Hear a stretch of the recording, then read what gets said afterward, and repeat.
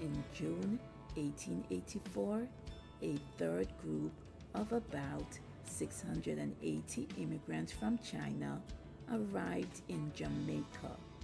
This was the largest group of Chinese immigrants to come to Jamaica.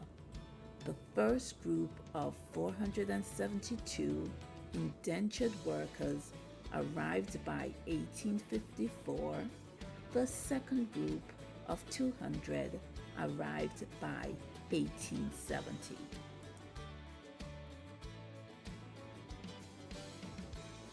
After emancipation, plantation owners experienced a decline of workers on sugar estates, so they realized they had to recruit indentured workers elsewhere.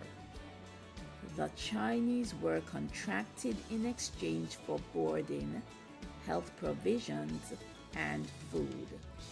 However, plantation owners often violated these promises.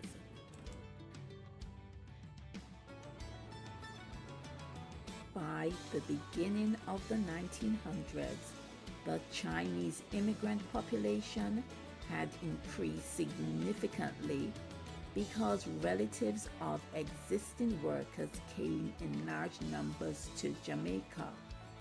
Many contracts were up, and Chinese immigrants began to open their own businesses, especially grocery shops. The immigrants didn't want to return to communism, natural disasters, and other deplorable conditions in China.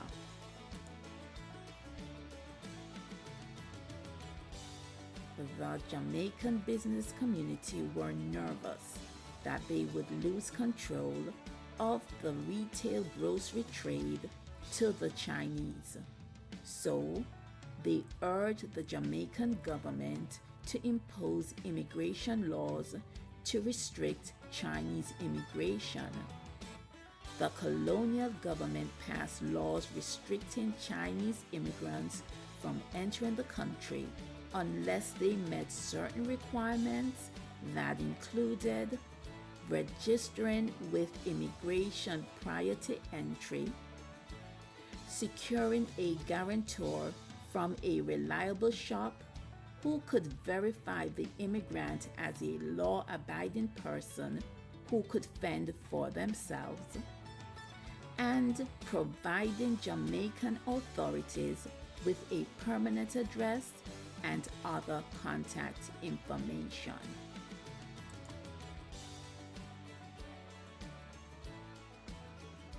By 1931, with already approximately 4,000 Chinese immigrants living in Jamaica, the colonial government stopped issuing entry passports to them.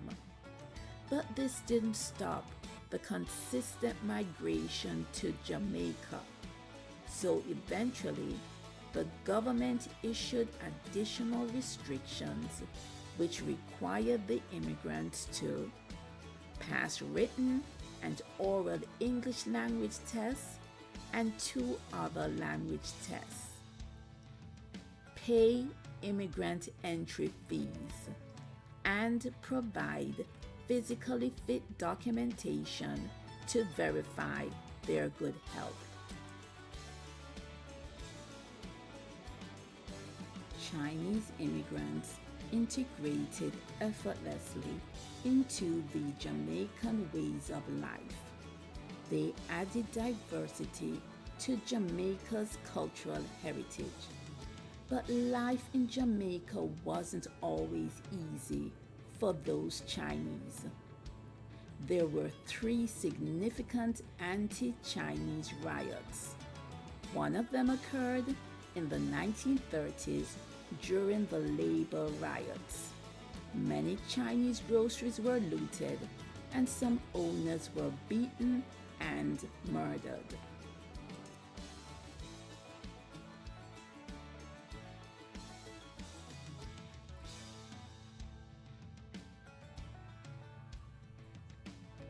The population declined from the early 1970s to the early 1980s as many migrated to Canada and the United States.